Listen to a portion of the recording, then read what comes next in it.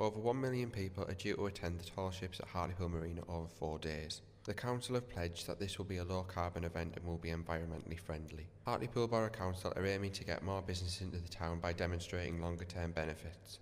Some of the goals are to educate a healthy living, environmentally friendly lifestyles, and encouraging community involvement in the tall ships 2010. The tall ships are due to start on the 7th of August and run till the 12th of August. For more information, contact tallships@hartlepool.gov.uk.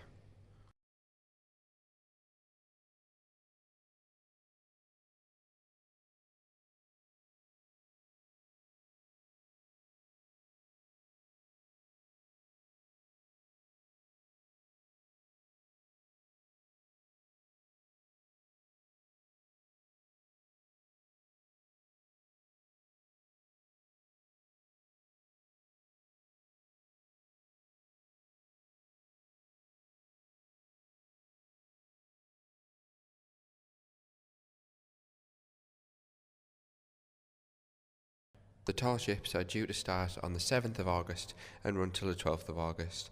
For more information, contact tallships@hartlepool.gov.uk.